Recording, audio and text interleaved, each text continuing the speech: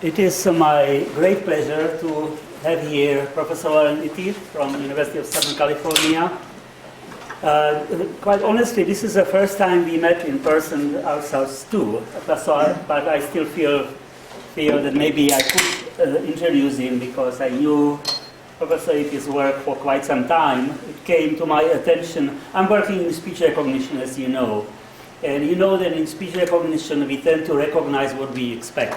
So it's not really exactly the type of information we want to get. I always had a feeling that we should be focusing more on the things which one doesn't expect, the things which come as a surprise, the things which have a very high information value.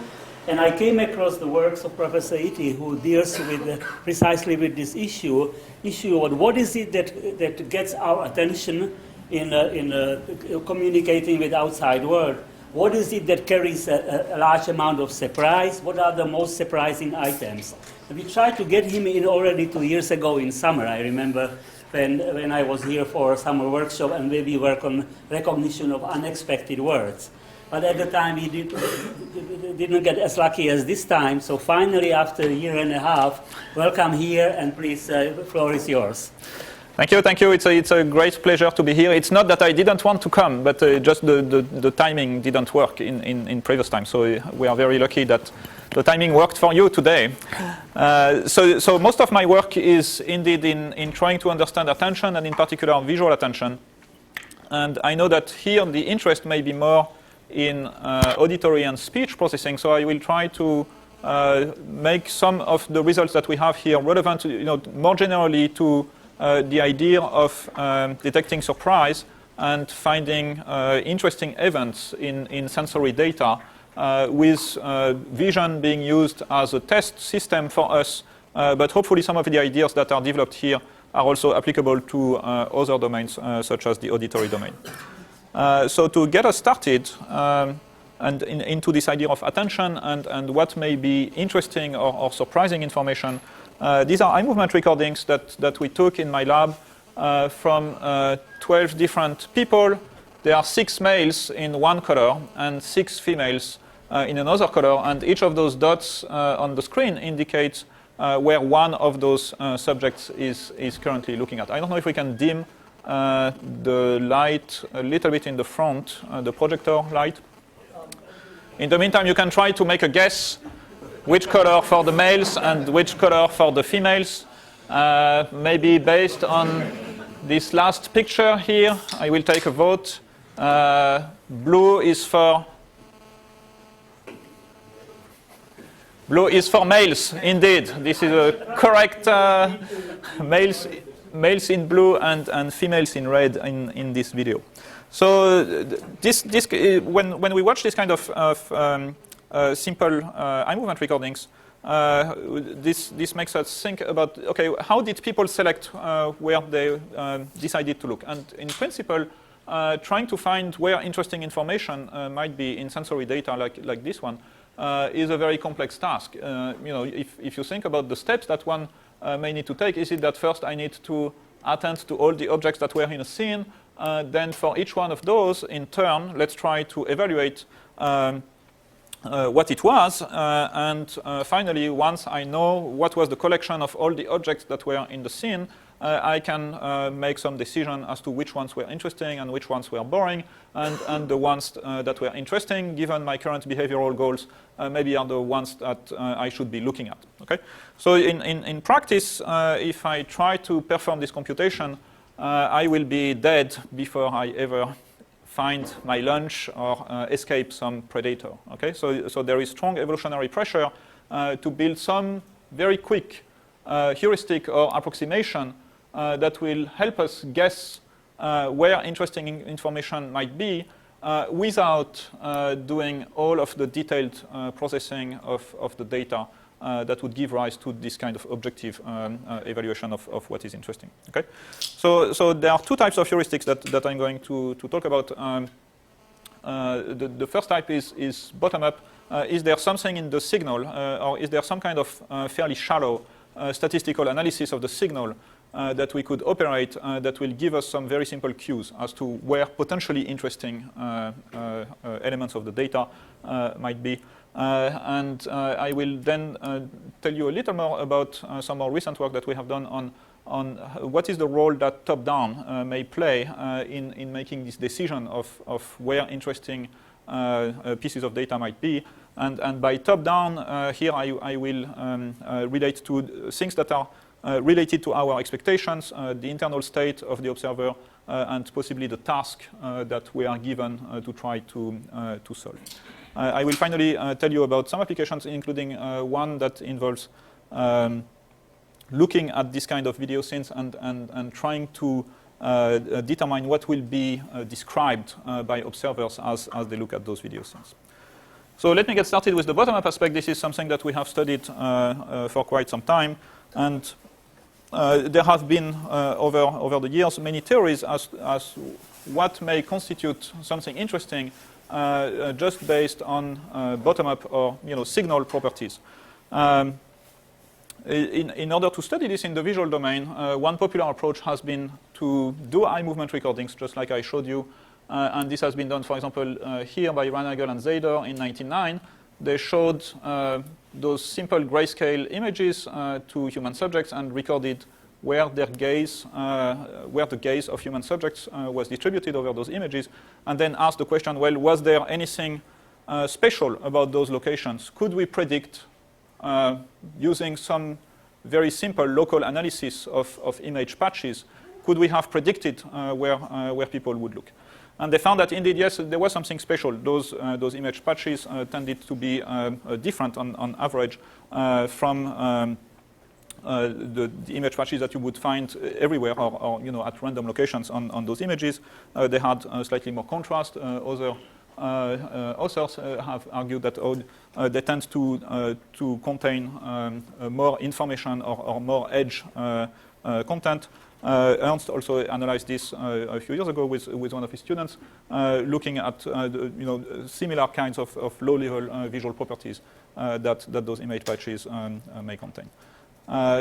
So this is maybe the simplest heuristic by which one might orient towards more interesting locations in data, maybe just by computing some simple local statistics, and based on the value of those simple local statistics, make a decision as to how interesting a given, in this case, image location might be. So, however, in parallel with this work, it has been argued that, well, actually, local statistics are only part of the answer. So if you look at this element here in the image, you may think, well, in this image, this is really the most interesting element. There is something special about it. However, if you consider now that second image, well, this element actually looks very similar to that one, but that one is very boring because there is something more interesting happening here. Okay? So this brings about the idea that, well, the local properties, the fact that this object is red and roughly horizontal, maybe that's not the end of the story. We have to look at, well, how does this fit with the overall context in which that element is being presented. Okay? So this brought out the idea that, well, maybe locations in images that are special outliers are going to become salient and are going to be those more interesting image locations that may attract attention. Okay? Finally, the same holds in time. So maybe this location here is more interesting because not because of its specific color. There are many red elements, there are many blue elements, but maybe this one is more interesting because its color is changing over time. Okay? So in order to try to investigate this, we have started developing some computational models trying to take inspiration from how we believe our brain is wired, possibly to try to approximate some of these computations. So this is one such model that we have developed over the years in which an input image is being analyzed by some low-level feature detectors which we believe exist and operate in your brain. And those give rise to some very simple so-called feature maps which basically contain responses from those different feature detectors over the entire visual field. Now, within each of those feature maps, some competition is operated, which tends to highlight those locations which indeed are outliers, statistical outliers compared to other locations. And once this is operated here at the level of those different features, we have then hypothesized that the output from these different features combines into a single salience map. And the brighter the gray level here, the more interesting is this model predicting that a given location might be. So in this case, it predicts that, okay, the most interesting spot is here, which corresponds to this bag of money. And of course, it has no idea of what a bag of money might be. This is just based on the fact that, well, the statistics, the local visual statistics of the image at this location are significantly different from what they are at other locations in the image. What did it find here? So sometimes some of those responses are at a very coarse resolution, which I believe may be the case here, that locally this patch of grass is fairly different from the surrounding edge here and the surrounding gray road or something over there. Yeah. So if we take this very simple, simple-minded model, we can apply it. So I'm going to show you some pictures in which we can start with very simple, like search arrays, and the output of the model in those videos is indicated by this yellow circle. And you can see that when we show images where there is an odd man out, like slightly different shapes, this model tends to indeed detect those outliers. We can then extend this to natural scenes and make some open-ended predictions as to, well, where are those statistical outliers present in the images. And often we find that there is a good correlation with what we would consider are interesting objects, like maybe people or faces or animals. And even so, again, this model is very stupid. It doesn't have any concept of people or faces or animals. But maybe this reinforces this idea of a heuristic, that just finding statistical outliers in the visual domain is a fairly good predictor of where faces and people and animals are going to be. And so maybe this is the kind of very rapid and very shallow analysis that could be considered a good heuristic to guide attention towards potentially interesting things. All right, there are many applications. I'm not going to talk about this, but instead tell you how can we then try to improve on this. So this model was interesting in that it implemented this notion of outliers. However, it didn't necessarily address, okay, what is the best possible way to find those interesting locations. So this is something that we then started studying, and in order to look at that, we decided, okay, let's try to step back and think about what it may mean for some information to be more interesting or more relevant, or in our case, more surprising than different pieces of information. So when talking about information, of course, the starting point is to say, well, let's look at Shannon. Maybe he already had all the answers that we have been looking for.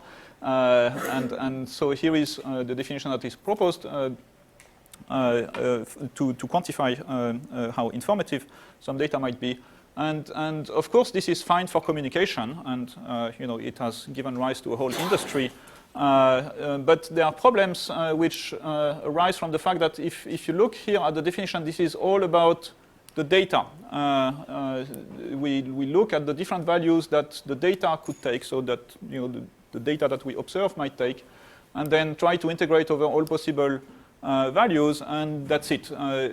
This notion is objective, and it is entirely data-centric. Okay, so this is fine when you are concerned with communication and how much will it cost me to transfer this data from one place to another or to communicate this data. But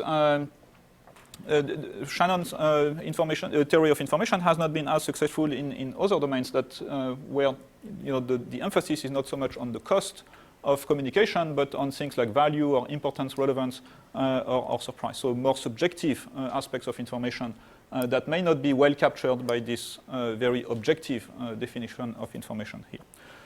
So a particular example of this is the so-called white snow paradox. I don't know how many of you are familiar with this, it's always an interesting question for students when they start learning about information theory. And the paradox is, how come that the most boring of all possible television programs, which is when I disconnect the antenna and just observe white snow, is the one that, according to Shannon, carries the most information. Okay? And this is something that I can indeed measure very easily. I can take some TV and I compress it using MPEG to remove redundancy. And with regular TV like this, this is the rate that I get for the given settings of my compression algorithm.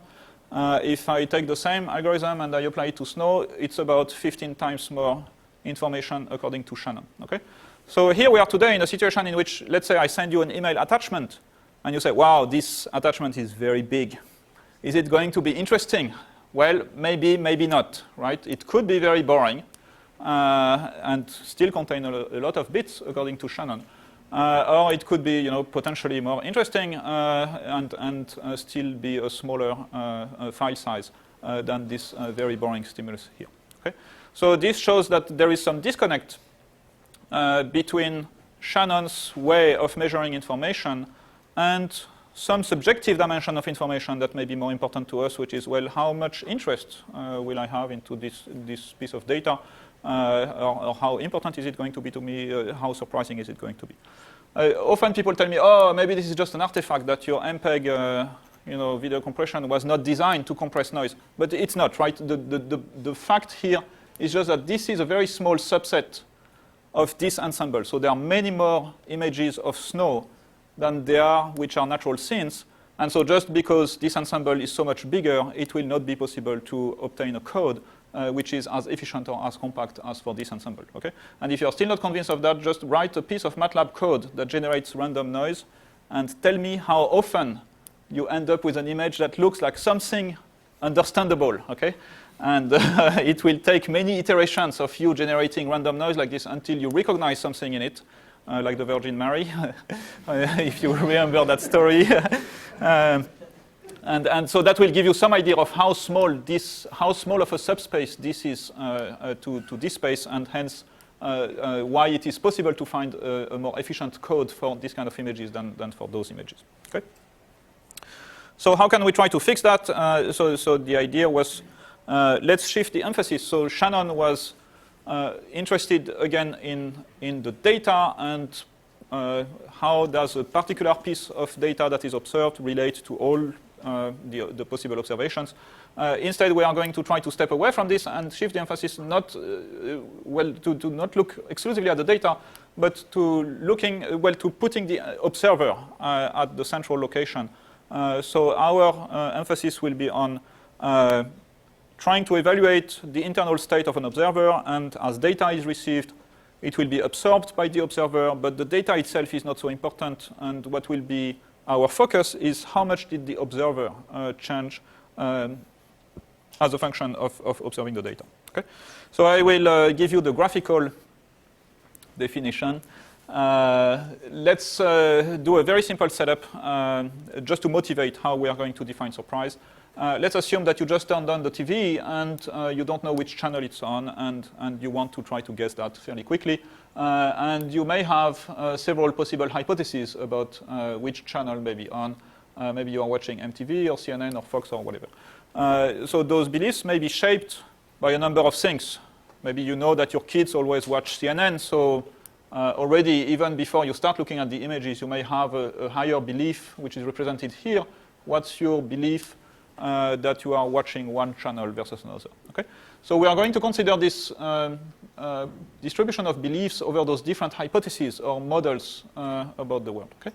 And here I'm going to call this the prior set of beliefs, and it's prior to the arrival of the next frame, the next image in this sequence of images here. And what I would like to do is to again motivate, okay, what happens if the next image that comes in is pretty boring versus what happens when it is surprising, okay? And so we are going to look at what happens to this distribution, and that will motivate how we are going to define surprise. So I hope everything is clear here. We just have a family of models or hypotheses about the world. In this case, these are my different hypotheses about different TV channels. and we start with a prior set of beliefs prior to the arrival of the next piece of data. So as the next piece of data arrives, we need to decide what are we going to do with it. And so in this case, what we are going to do is, in a Bayesian framework, to say, let's just use the data to update our views about the world. Okay?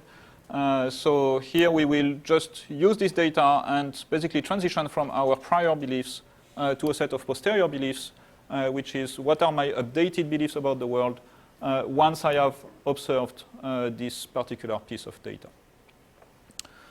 So let's look at those two possible events. Let's first look at the situation in which the next frame that arrives is still one from that same program. So intuitively, I would like to say, oh, that was not very surprising. Okay, I kind of knew that I was watching CNN, and now the next image comes in. I'm still watching CNN. That should not elicit a very big surprise in my observer. And so indeed, if I compute my posterior here, so in order to do that, I need to know, okay, how likely was this frame if it was MTV? Well, it was not very likely. So actually, my belief that I'm watching MTV is going to go down a little bit. How likely was this frame if I was watching CNN? Oh, it was pretty likely. So my belief that I'm watching CNN is going to go up a little bit. And I can do that for all of those hypotheses. Okay. So in this case, again, intuitively, I would say, well, that was a pretty boring event. And in particular, if I compare it to another event, which is, let's say that suddenly I now observe a frame of snow. So intuitively, I would like to say, oh, this might be a very surprising event. Something happened. Maybe there was an earthquake. Maybe someone suddenly decided, to finally nuke CNN and get rid of it once and for all. Whatever it is, this was a very interesting piece of data here. And intuitively, I would like to say, oh, that was quite surprising. And so indeed, if we update, so if we use the data and compute what are my new beliefs, well, because this kind of image is quite unlikely when I'm watching CNN, my belief that I'm watching CNN has now gone down quite a bit. And conversely, my belief that I'm watching some snow is going up. Okay? So this motivates us to compare those two situations here. There was something interesting, and it looks like my posterior was quite different from the prior. When there was something pretty boring, it looks like, well, not much happened here.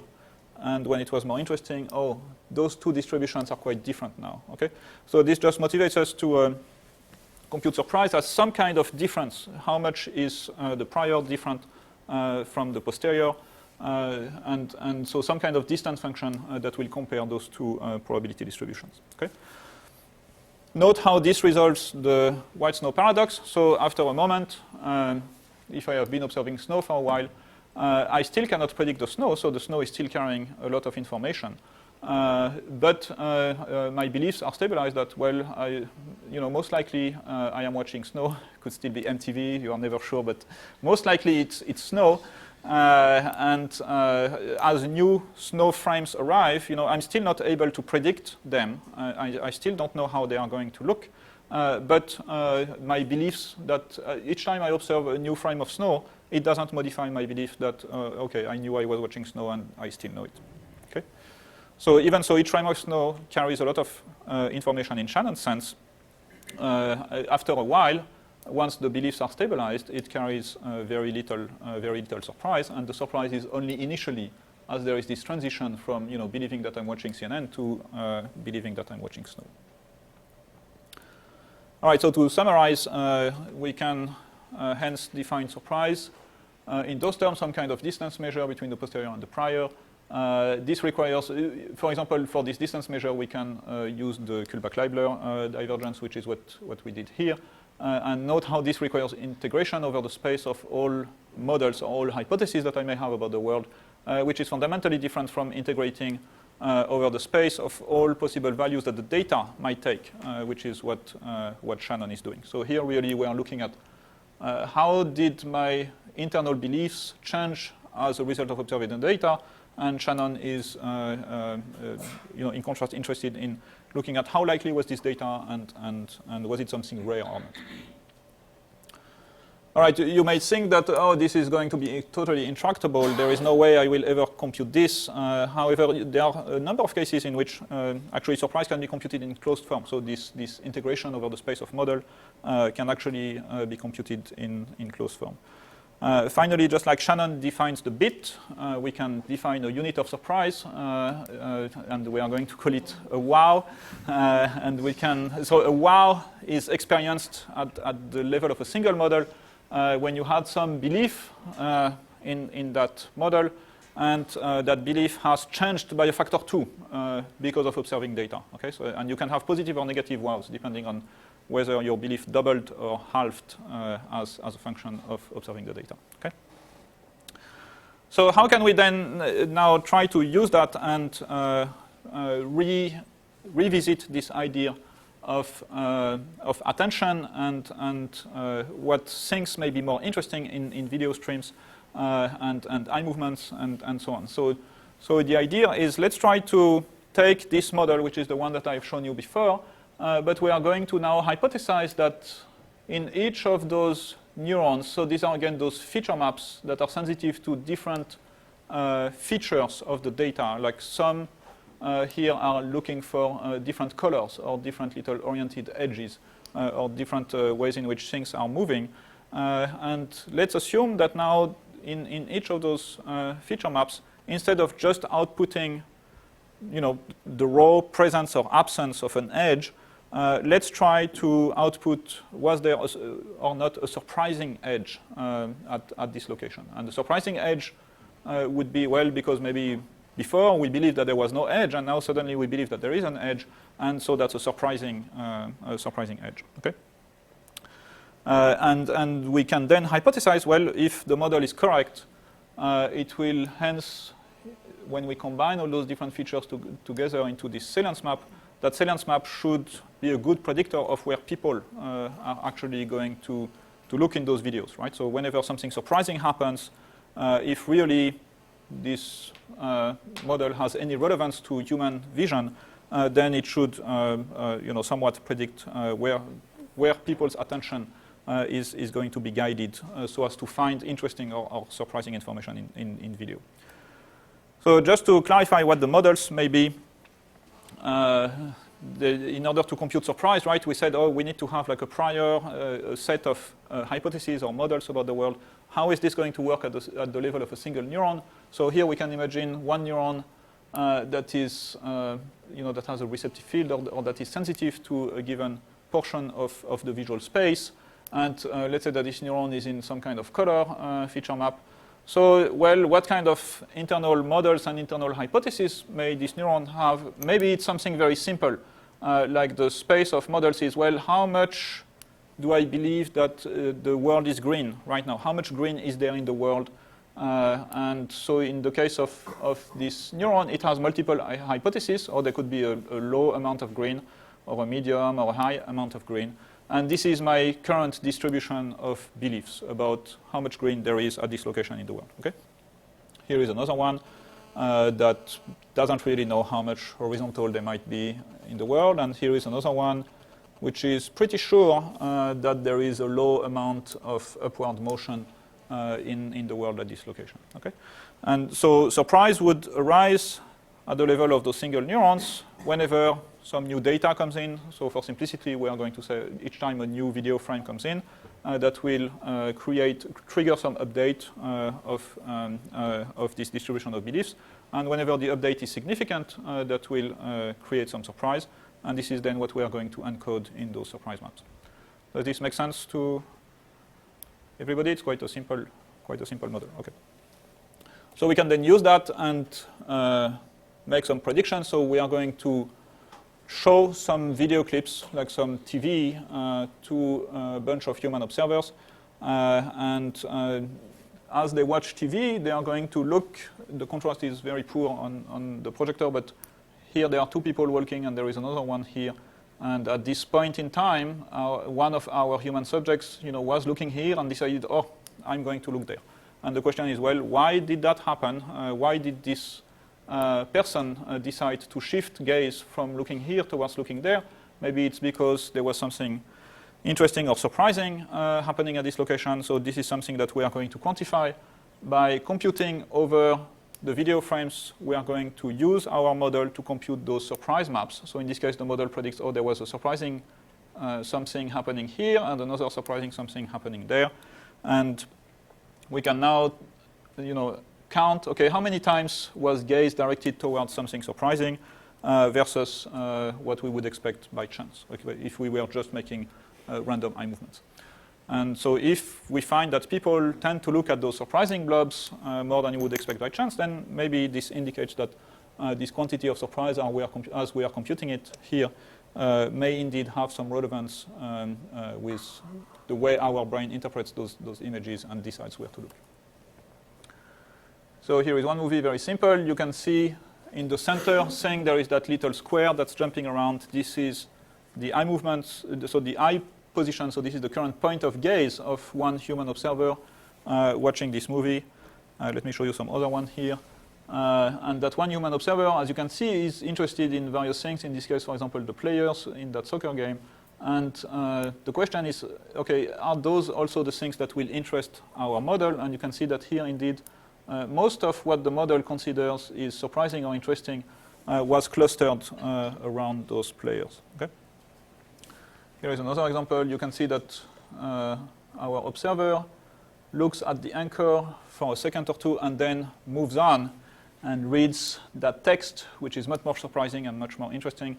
So 2 hours of makeup for nothing. People didn't really look at her, but preferred to just read the text.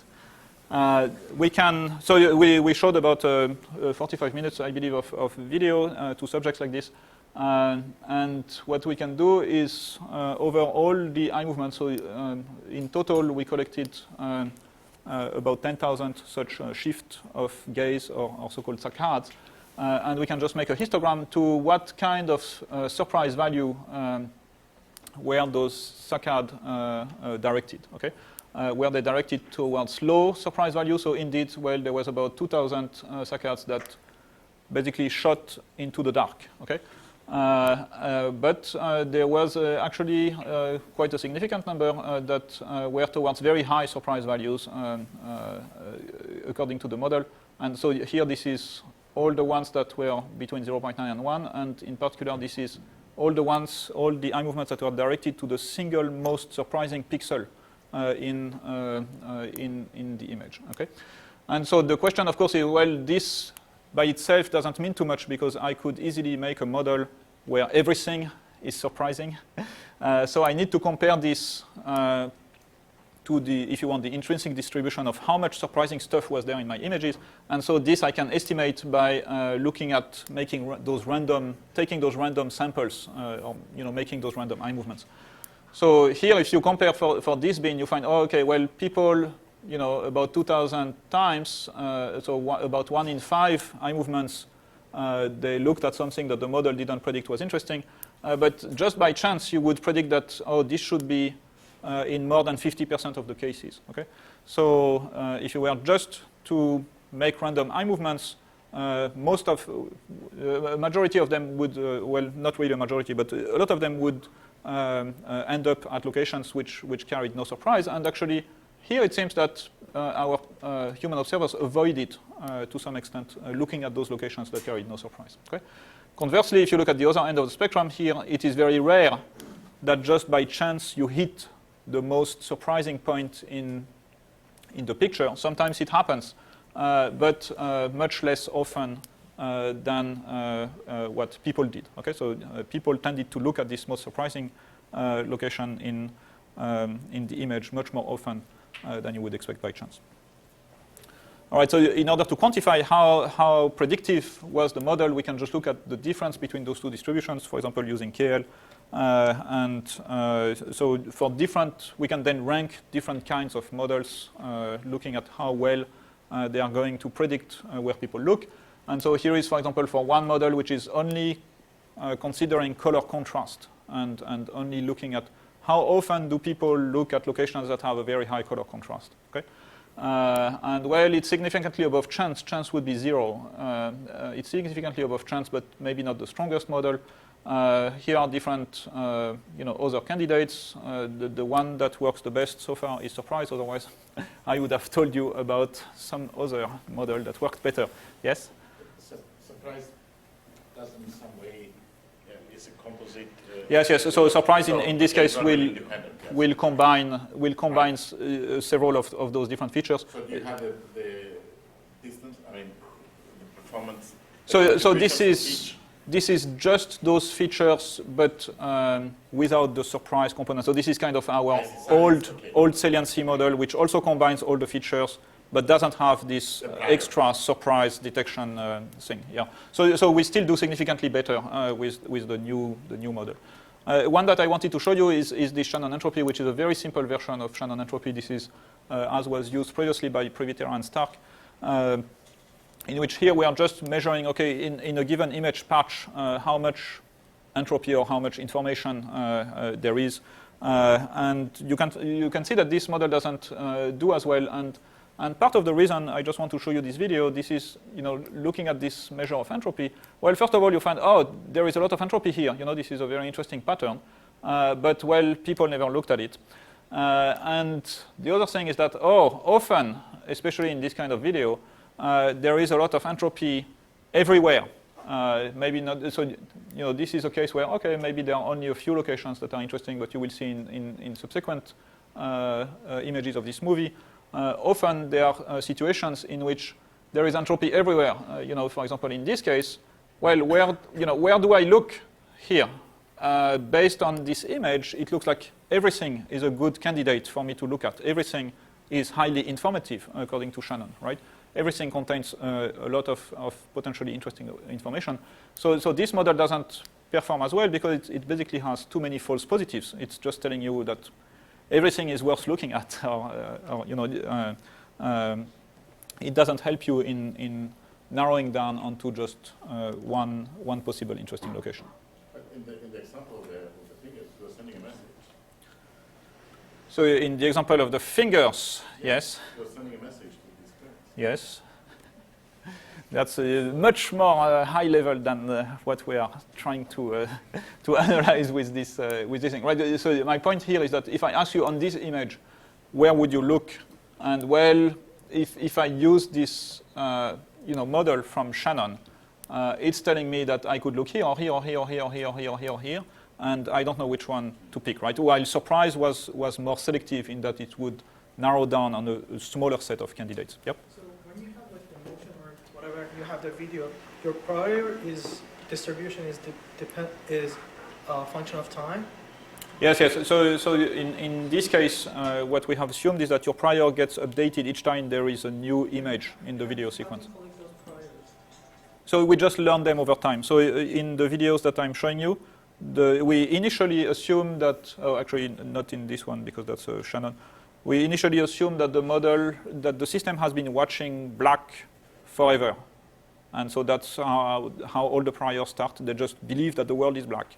And then the video starts, and over the course of the first second or two of the video, you can see that at the beginning there is a little bit of surprise everywhere, and then over a second or two, those priors are being learned over time. Yeah. All right. So let me now address. Yep. So the priors are updated each step, so there's some sort of Markov assumption, right? Once you get new priors for the old one. Not really. So we just do a Bayesian update, and we have a forgetting factor. So if you were to be a pure Bayesian learner, each time you observe new data, you would learn from it, and after a while, you can show that surprise would converge to 0 because basically you become blasé. Once you have seen it all, nothing will surprise you anymore. Okay. So in order to avoid this, because it's a little annoying in this video example, we assume that there is only short-term memory, so that you are going to forget your prior over time. And so we have a forgetting factor, which basically tells you that indeed there is some kind of Markov assumption that only the past up to some point matters in determining what is your current set of beliefs at the current point. Yep. And so your performance is a monotonic decreasing function of that time?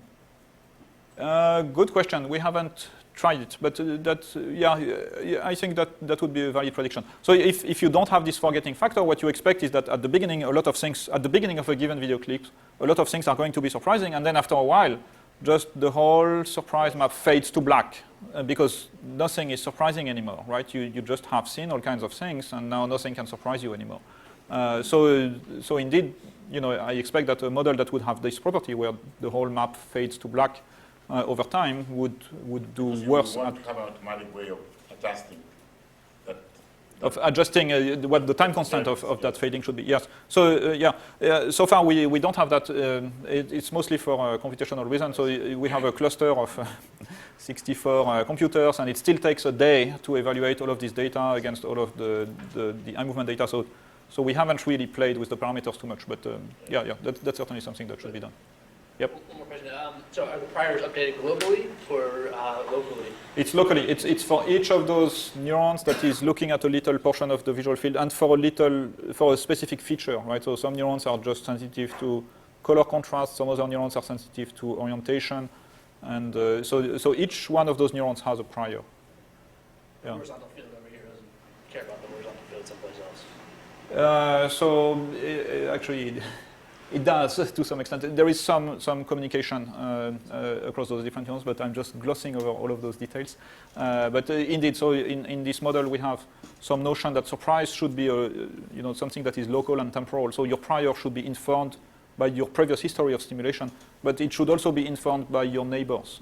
So in the full model, we make this distinction, and this is actually necessary if you want to reproduce this pop-out. Those search arrays where there is like one red guy among a bunch of green guys, you need to have information from your neighbors if you want to be able to say that this red guy is surprising, because just on its own, it's not more surprising than any other element. Yep. All right, so let me say a little bit about how can we improve on those models. Clearly, with this kind of very simple-minded analysis of video stimuli, we are not going to be able to predict each and every eye movement, right? I'm not trying to claim this at all here. I'm very happy that we are doing above chance, but there are still many things that come into play when you look at complex stimuli that will determine where you look and which are not explained by this simple notion of surprise. So in order to start investigating what are those other factors, things that may have to do with a particular task, we decided to, let's look at trying to do this same kind of eye movement experiments, but we are going to now give a task to our subjects. So instead of just passively watching, they are going to play video games, and those different kinds of video games, which are mostly going to be things like driving games, like driving a jet ski or driving a kart. We will have flight simulators and these kind of things. And so the idea here is to try to see, well, depending on the task, what is going to change in the patterns of eye movements. And intuitively, if I'm driving versus being a passenger in a car, certainly when I'm the driver, there are some places that I need to look at, and that ought to influence my gaze allocation. And is that something that we could take into account in some kind of computational model? Okay, so trying to take top-down or task into account. To very briefly relate this to the literature, the way in which we are trying to position this is we want to build a model which is quantitative. So just like the salience or surprise map model, we want to be able to take arbitrary videos and make some explicit prediction of where people would look in those videos, and to do that with stimuli which are interactive and natural. So this is somewhat different from quite a lot of studies that have looked, in particular in the lab of Mary Hayhoe, that have looked at what happens to gaze during natural tasks, but she doesn't have a computational explanation. So some experimenter is manually interpreting, here, he looked at this object and then he looked at that object, and then trying to understand why those different eye movements happen in this particular sequence, but without having an end-to-end computational model. All right, so how can we hope doing that? I'm going to present a very simple approximation to computing this, how these top-down influences may play onto attention. And the idea is that I will not claim to have a model which is generative, to understand how the knowledge of the task may influence where people might look as they are executing the task. Instead, what we will try to do is to learn a very simple association between the kinds of scenes that people are presented with and the locations where they look. So during a training period, we are going to have our subjects play those video games, and we are going to try to learn an association between, okay, this is the way the image looked like, and this is where people typically looked at for this kind of scenery. Okay? And we will just try to learn this kind of association. And so the idea is that this association should capture some aspect of the task. If I was trying to drive, then maybe what the system will learn is something like this, that like, oh, when the pass, this is like this jet ski video game, and when the pass was turning to the left, then observers tended to look more, roughly on the horizon line and more towards the left side. However, when the pass was turning to the right, then observers tended to look more on the horizon line and maybe more towards the right side. Okay? So if we could capture this aspect, which is task dependent, then maybe this is something that we can use as an additional component when we make predictions of where people are going to look. Well, if we know that the path is turning right, then maybe we can emphasize this portion of the space when we make a prediction for where the gaze is going to go. Okay? So I hope it's not too confusing. I will show you some examples. Let me first skip a couple of slides, which were just to motivate how we are going to do this association. Just trust me, it can be done in a reliable way. Okay, so I'm just going to skip those slides, which were basically to try to convince you that it is possible to distinguish from between a road turning left and a road turning right based on some simple image analysis. What's the dimensionality of these features?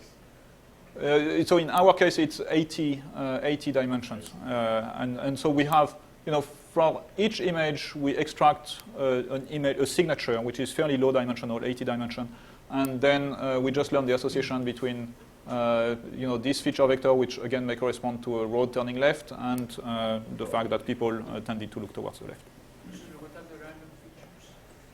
What are the random features? This is a very good question. Oh, okay. This is just to create a control model. So those features, they can come from different algorithms to basically summarize an image in just a vector of 80 numbers.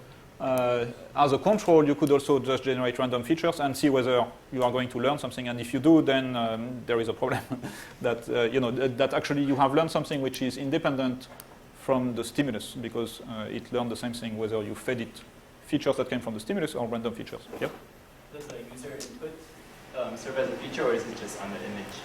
So the controller button pressing? Yeah, we are now recording this, but it's not being used in this data. So in this data, the only user input that we have is the gaze location, right? So we learn the association between what were they looking at and where they looked.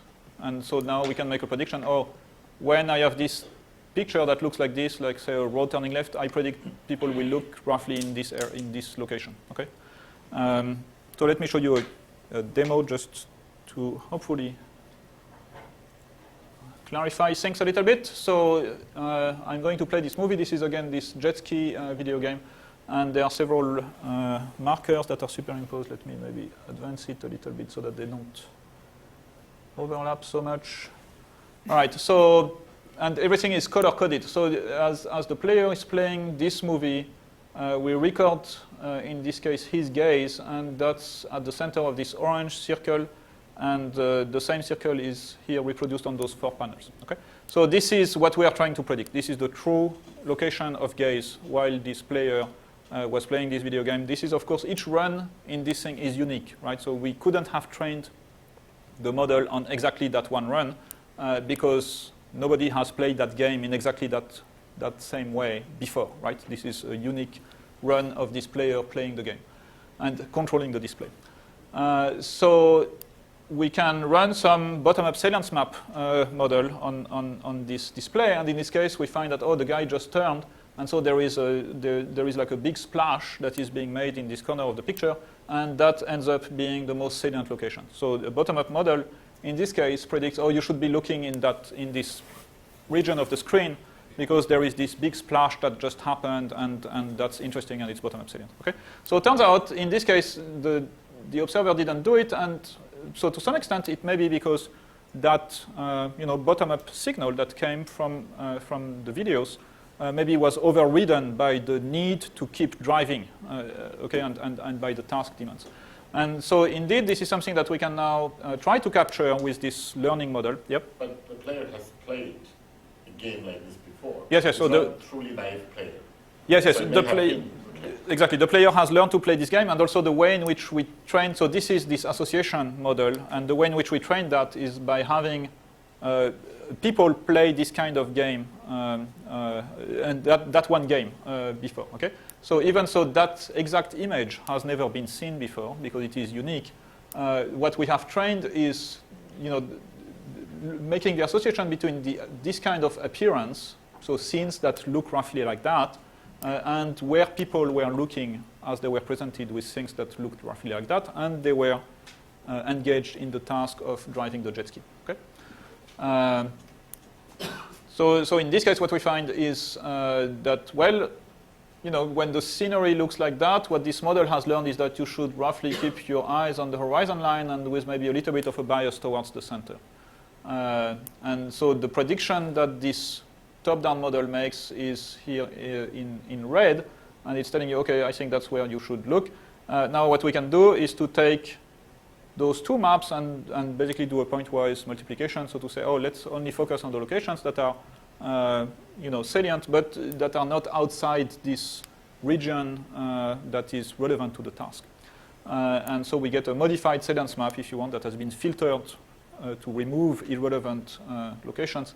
And hopefully we get now a better prediction. In this case, it's actually not better than just the top-down only, but it's definitely better than the bottom-up prediction. Okay, so this is just for that one video frame. Now we can run it for a whole movie. And so the question is,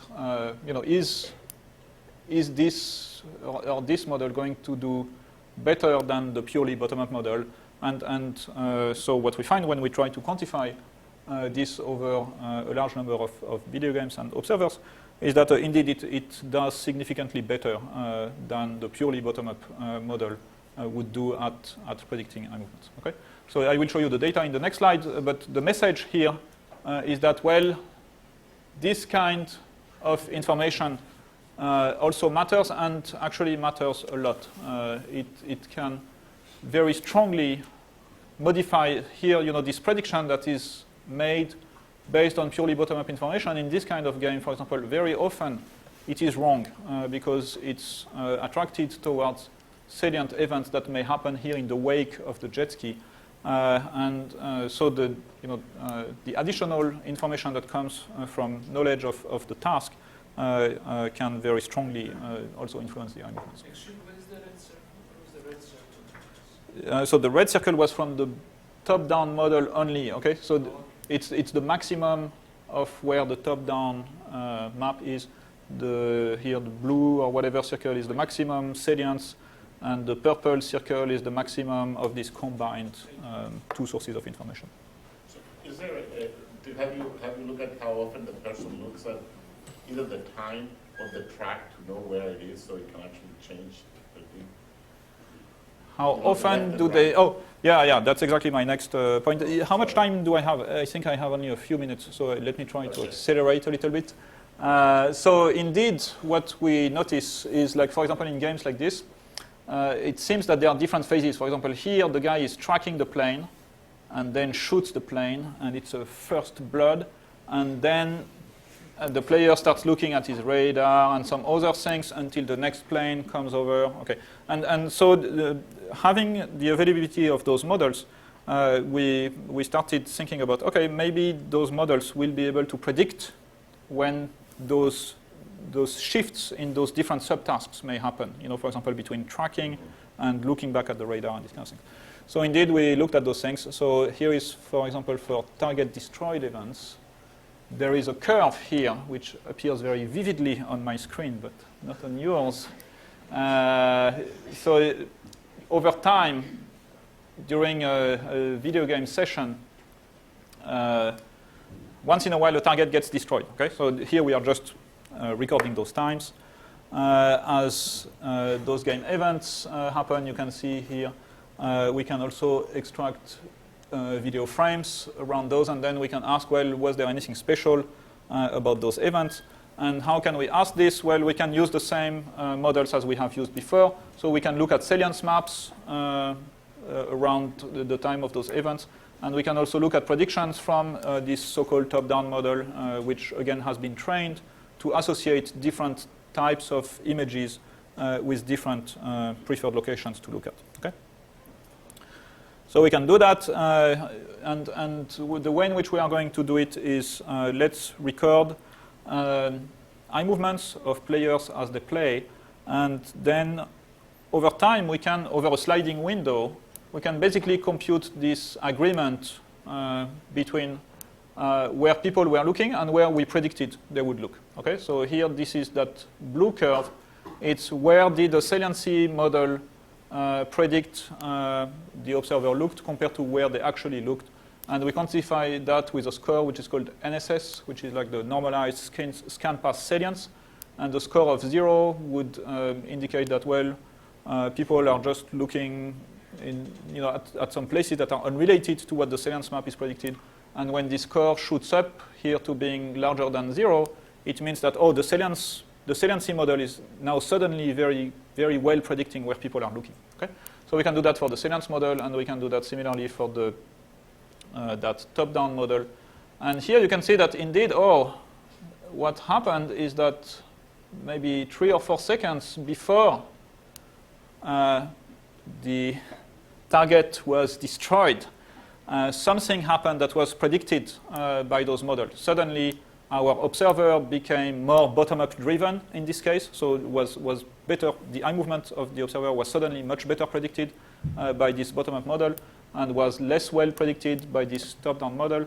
And this forms a signature of a predictive signature of when this target destroy event is going to happen. Okay?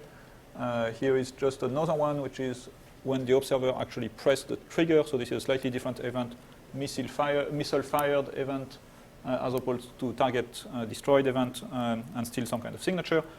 Now, this is kind of the ERP of things. If you want, this is averaged over many trials. We can see that there is some significant difference from the baseline level that is occurring a few seconds before the event on average.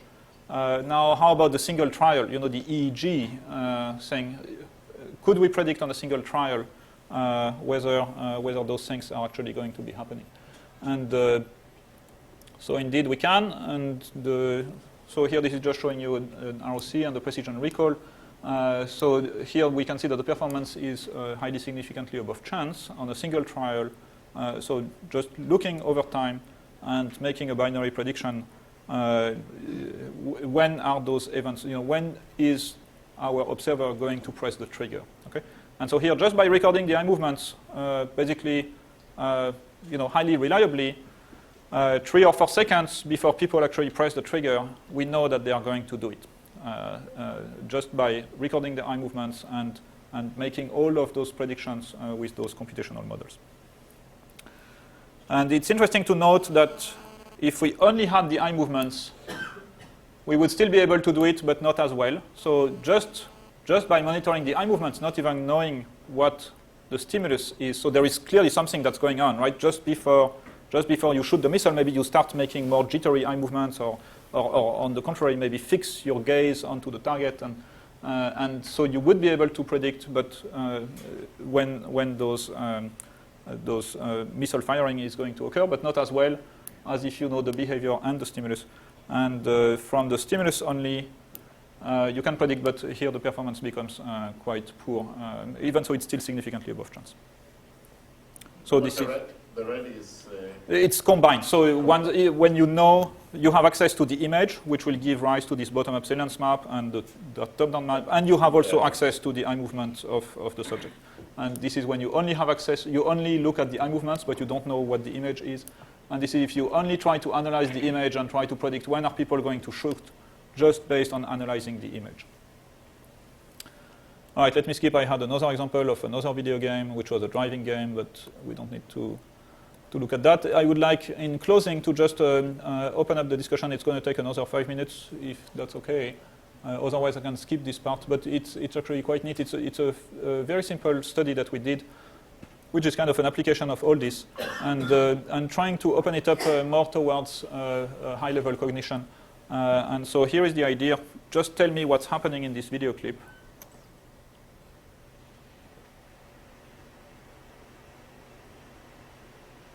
Don't tell me that the quality is very poor. I already know that. So what happened in the video clip? The girl went around. The what? The girl for the boy. All right, it's actually a boy, but yes, there was a boy on a scooter going around, okay? So the idea here is that we humans are very good at taking video clips like that and telling you a very short story. So this story, in work with Michael Arbib, we call it the minimal subscene. So what is the smallest set of actors, objects, and actions that describe the scene under a given task definition, right? So in this case, I asked you describe what you see. You saw the video clip, and then your minimal subscene description of this video clip was, there was a boy, in a red skirt driving a scooter around. And so, of course, we are very good at doing that. But if you think of it as an information processing problem, we ended up with 10 words. But actually, believe it or not, you just observed 1.8 billion bits, that were flashed on your retinas through those projectors as this clip was unfolded. So how do we go from that many bits to that few words? They're really long words, right? Is a very good. They are English words, okay? Yes, but they are not words in Shannon sense. So clearly there were a lot of things that have influenced your answer to my question. One is that maybe you noticed that the camera was following the boy over time, and so clearly that may have influenced your decision. Another is that maybe some objects were more behaviorally relevant than others. And you may have different preferences, different cultural interests. And one thing that we wanted to look at here is that last hypothesis. Well, is there anything in the low-level image properties that could have guided this selection? Okay. So the question here is there anything that we can compute from the image that will predict which of those words are going to be part of your description, that can basically predict which of the objects are going to end up in your very high-level summary of this video clip. And is that something that we can predict from low-level image properties? So, of course, those properties, we are going to use this model to compute them.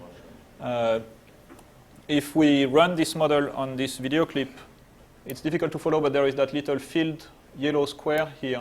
It's in the corner now somewhere. But this is just looking at applying the salience model. And if we do it on this video clip, we actually notice that, for most of the time, that boy on his scooter was pretty salient.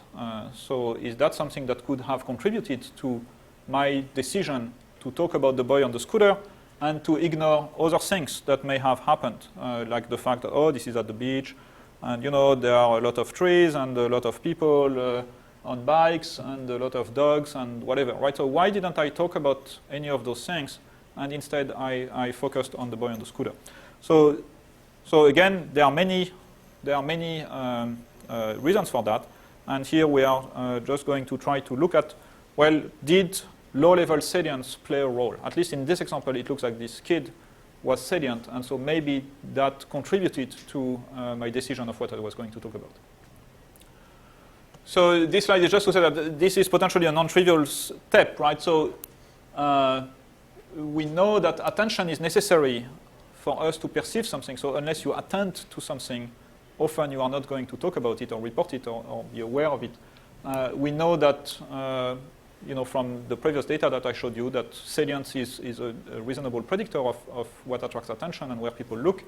But going to look somewhere maybe is not all there is to deciding that this thing is interesting, right? You may be attracted towards something salient, like, oh, there is an exit sign over there.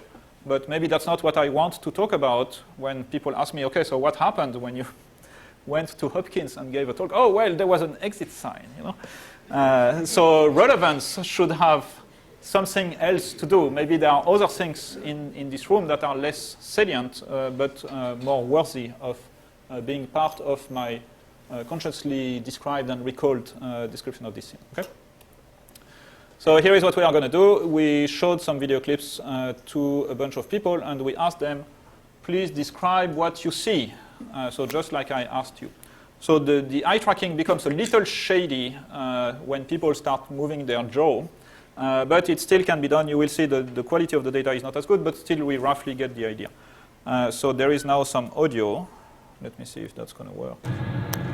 Looks like a cathedral of some kind or a sacred place. There's a person worshipping in the bottom left part of the image. Now looks like the inside of some kind of sacred building. Man's walking in and bowing his head down upon some kind of altar. Now there looks like there's some members of clergy. All right.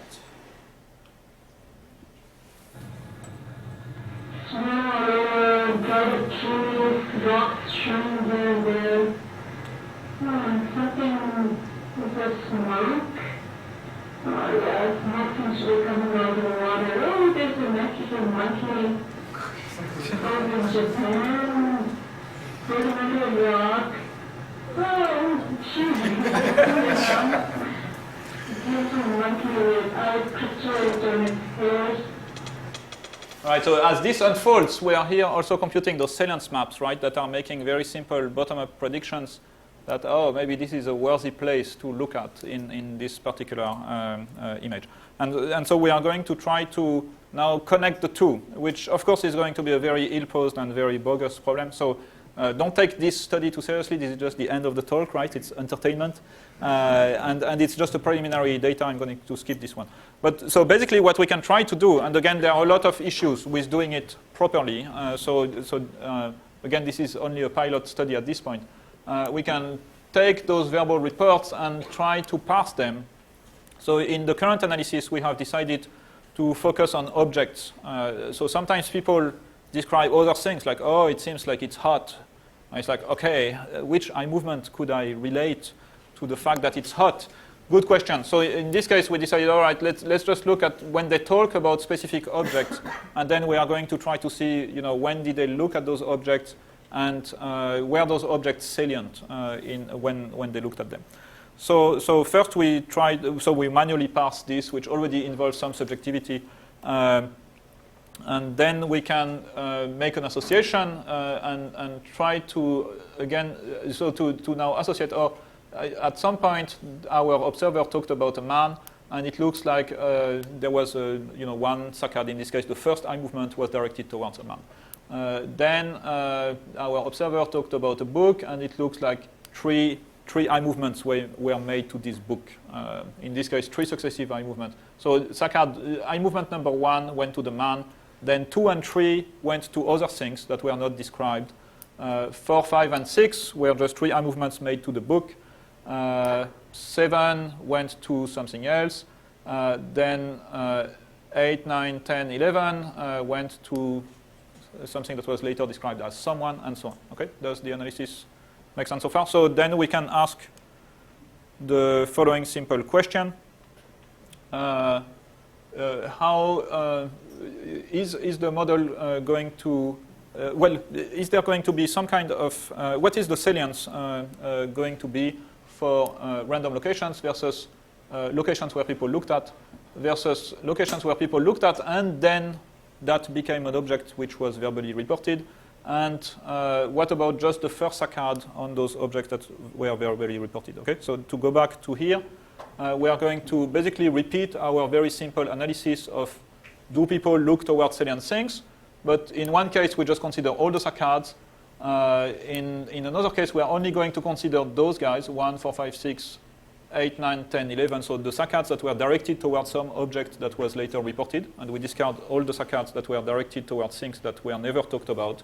And in the final case, we are only going to look at this first one. And so the hypothesis here, oh, maybe when this thing became salient, that attracted a saccade towards it and then made it that this object was going to be part of the verbal report. Okay. Yep.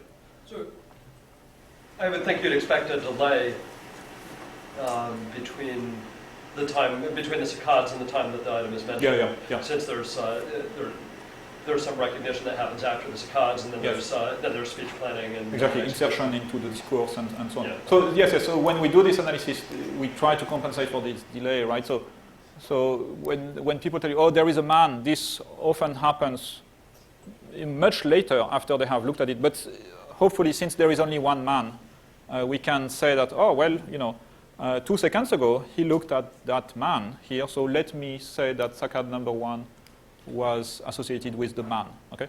So of course, things can become ambiguous at times. And so there is, again, some subjectivity here, potentially. Yeah. All right, so we can look at this measure for our different observers. I'm going to skip the details and just focus on the end result, which is the following. So if we again look at this kind of scores, how predictive was the model? So for all saccades, we knew already that a salience map model is significantly above chance predictive of where people are going to look. Okay, so salience predicts where you are going to look. Here is the predictive power, if you want, of the model for the eye movements that were directed towards reported items. So what this seems to indicate is that, among all the things that we looked at, the ones that were talked about, they actually tended to be more salient than the ones that were not talked about. And this is even more true for the first time you look at one of those objects that will end up being reported. Okay. So all of this argues for the fact that very simple visual properties like this low-level visual salience may actually facilitate entry of information into your conscious scene representation and later what will become your verbal report. All right, so to conclude, let me just add that so we have looked at the theme of the talk is really to look at how can we do fairly shallow statistical analysis of data and make prediction of things that seem to be very complicated and cognitive.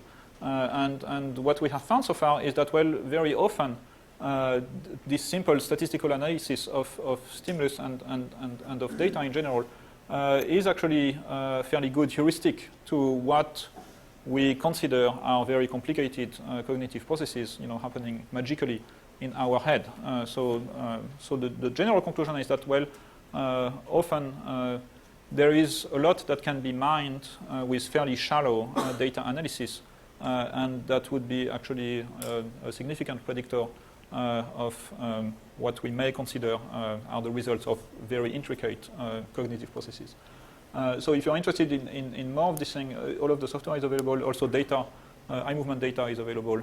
And of course, all the work is from my students and collaborators. And I'll take some final questions if there are any. Thank you.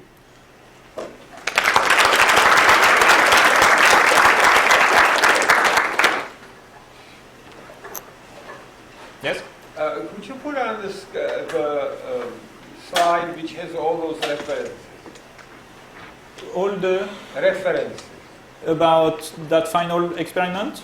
A while back. There was a slide which had references all over the place. No, your table where you pointed out the green with the green area on the right corner. With the green corner, yes. I'm getting there. It was just before this. Yeah.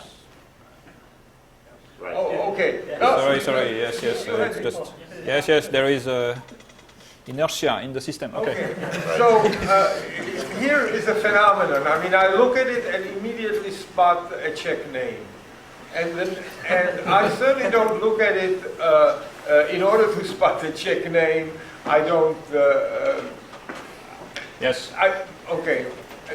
And the name is not usual. I mean, it means it's Nájemník, which means renter, and. This is quite a controversial issue. So there have been several reports in the literature with this kind of things, or that maybe your name. You know, if there was your name somewhere, yeah, I know, I would understand, then but it's not. maybe that's where you are going to look right away, or in this case, a Czech name. Yes. So this, of course, is a mystery for all those models, except that, well, maybe somehow there are some pattern statistics that are different in Czech name than they are in other names. Not being a Czech person, I would think that Jelinek and Nájemník end in K, you know, and that is really an unusual, you know. Well, I'm EK and that's IK, but... I was thinking about something very similar and related. To what extent this could be applied perhaps to reading? Yes, when yes. you read, fast read especially, definitely I don't read all the words. Yes. But that would help us as people who work in language. What is it, which words is it that we are looking at? Did anybody... So we haven't done it, but I think there is indeed applicability of this surprise idea to this kind of reading model. So there are a lot of models, right, like Mr. Chips, and so models that predict how you are going to jump over the words, and in particular when you are going to make those regressive saccades, right? So sometimes you read, and then you realize, whoops, that's not what I thought, and then you make an eye movement back.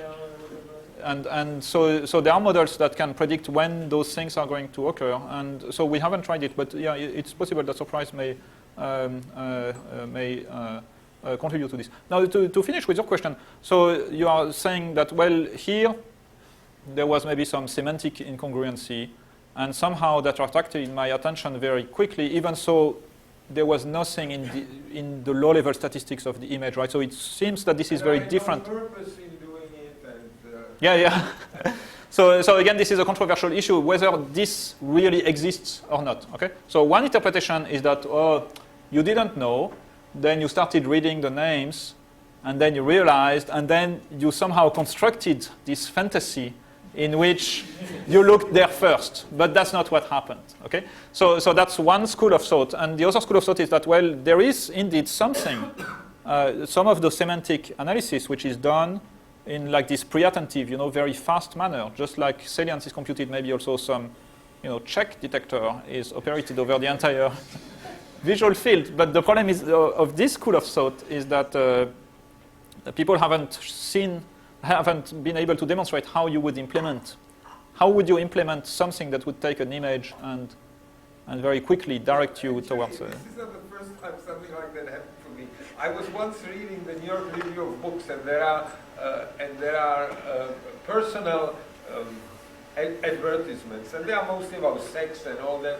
And all of a sudden, so I open up the paper, and there I see a friend of mine. I mean, yes, his name is Krippendorf, and he's looking for an apartment in New York. So it was not sex, nothing that interesting. Right. Well, maybe it was a statistical outlier too. Knowing it before he didn't let me know. Yes, so good question. I don't have an explanation for those things, but again, the only thing I can say is that the issue is controversial and hasn't been settled. Whether indeed you were able, and the problem is that the data is not very good, right? So if I was to record your eye movements, and those events are very rare and they are very subjective, so it's difficult to construct a principled experiment. If I could rely on the fact that when I saw Nájemník, that this is the total list of Czech words.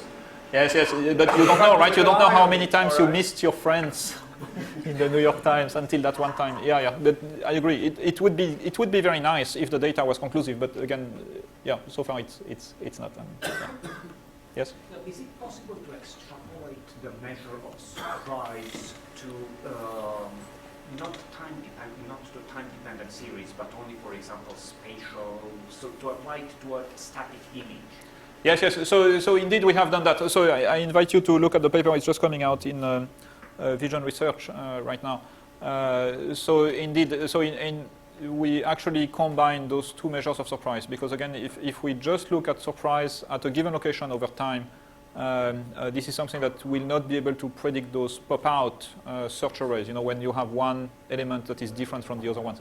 So in order to make this prediction, you need to compute surprise somehow over space. And so the way in which we do that is we assume that the prior for a given neuron that is sensitive to a given location on the screen will be informed not only by the previous history of stimulation at this location, but will also be informed by its neighbors. And so the prior of a given neuron is shaped by both local information from the past and neighboring information from the present, from its neighbors. And both contribute to it. So definitely. So in the model that I showed you, those two components are already part of it. Yeah. Maybe. So there was something that I found a little puzzling in the first part of the talk, which was maybe answered by the second part. You have this bottom-up notion of salience, and you showed that you have a measure of surprise derived from which uses those salience features. How well that measure of surprise does depends on which features you throw in and how heavily you weight them. So if, for example, you threw in a feature which, instead of being the amount of vertical motion or the amount of green, was the intensity of the pixel at location 100, 100, yeah. Then you would often be surprised about the value of that pixel. Your prior on it is fairly flat. The more features like that you threw in, yeah. The less accurate your measure of surprise would be at predicting gaze. So a question is how that feature selection is done, and I guess a reasonable theory is that it has to do with feedback from which of those features predicted salience that correlated with task relevance for a particular task. Yes, yes. This might actually be an answer to Fred's question that he has many tasks in which recognizing his own name or check names or whatever is useful, and therefore that may have created some feature. Yes, yes. So I think this is an extremely interesting question. Unfortunately, we just lack the CPU power to answer it. So ideally, we would want to run this whole thing in an optimization loop. So far, we have selected the features arbitrarily. We just looked at the literature about visual cortex, and it looks like there are edge detectors, and it looks like there are little motion detectors. So let's just put that into the model. It's possible that you would do better if you just try, as you say, to optimize task performance somehow, right? So let's just use the features that, so in this case, predict the eye movements the best.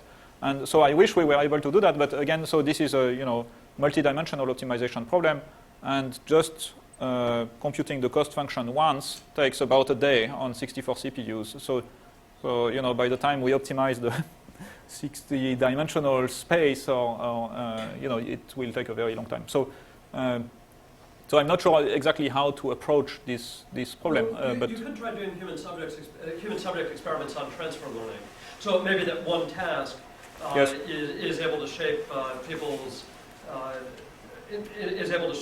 people's selection of salience features in a way that transfers to another task. Yes, yes. So I think that would be very interesting. Or maybe it is able to shape some very specific aspect of vision, a little bit like perceptual learning, but in such a way that would be predicted by the surprise model if it was correct. Yeah, yes. So I think that would be very interesting to look at. Yep. Probably you can train some transform metrics on all the, like we can take the whole image and train some transform metrics on the image that will transform it to the lower dimension space.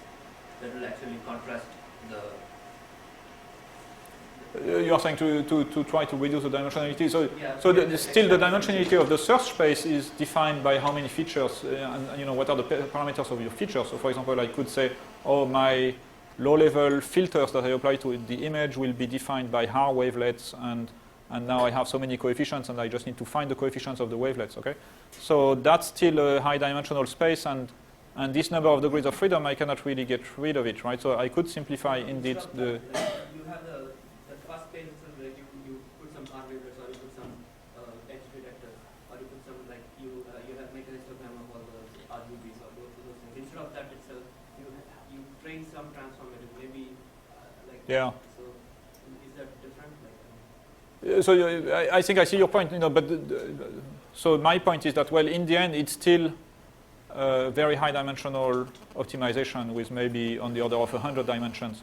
So even if you manage to optimize your cost function a little bit from 1 day to say 1 hour, well, you still have a 100 dimensional optimization with a 1 hour cost function. Unlikely that you are going to converge anytime soon, right? So I think, yeah, but I think the direction in which you are thinking is clearly the right one. Just that reduction would have to be very dramatic for the problem to become actually tractable, Yeah. Yes? Sorry, is it possible to use some higher level prior knowledge, for example, something that you talked on classifier using in the calculation of the surprise factor? Yes. So in principle it is. Things become a little bit more difficult to implement because you have to somehow circumscribe what is the space of all those higher level hypotheses, right? And this becomes important when you do this Bayesian update. You want to renormalize so that you are still talking about probabilities. So for that, you need to know what is my entire space of all my possible hypotheses that I may have about the world, right?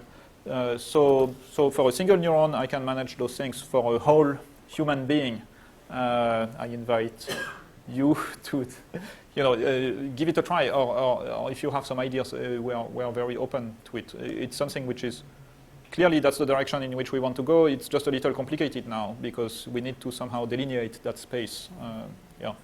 But clearly it would be extremely interesting to do some experiments and try to understand what the space is about. Yeah. Can you go to the slide where you're comparing the surprise score with several other scores? My question basically is that so when you compute the surprise factor, you're essentially using multiple video frames to compute that. When you say entropy, how are you computing that? Yes. This was not using multiple video frames. So this measure of entropy, again, I think I mentioned, it's very simple, and it's clearly not giving Shannon the best shot at at creating a model. However, we used it because this is, and we used it in this particular form, which is just to analyze successive patches of the image, just because other people had used that specific formulation in the past, and they had claimed that it was a good predictor. So here we used it more, it's more of an inside joke kind of deal that we wanted to say, well, yeah, sure, this kind of works, but this works even better. But I'm not claiming that this is Shannon's final word. And again, I invite you.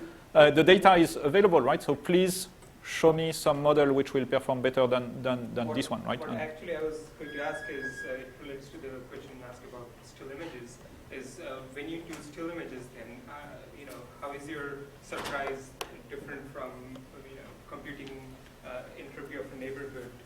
Oh, okay. Yeah. So comparing it to, other things like, scale space.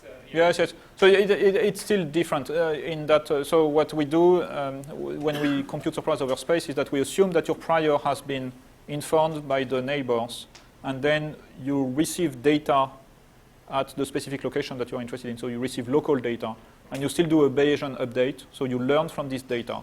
So given what I knew from my neighbors, and now I see a new observation, let me learn from it. So I can compute my posterior, and then I can still compute surprise. So it's still using the same kind of surprise computation, which is still different from saying, the calculation is different. But I'm saying whether your detection is very different or not.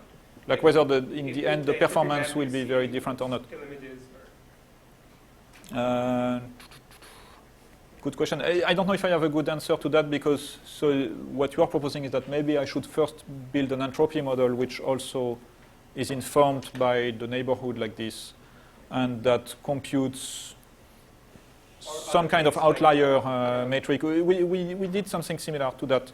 I don't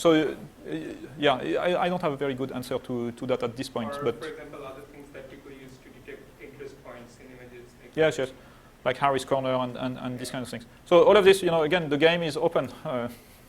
If you think you can beat the score of 0.241, again, the data is available, so the video clips and the eye movement traces, and you can use some of those video clips to train your model and then test it. And And if you do significantly better than this score, then please let me know, and we'll try to improve and beat you again. But I'm certainly not. I'm certainly not claiming that this is the final answer or anything like that, right? I'm just saying that it's remarkable that we are doing above chance.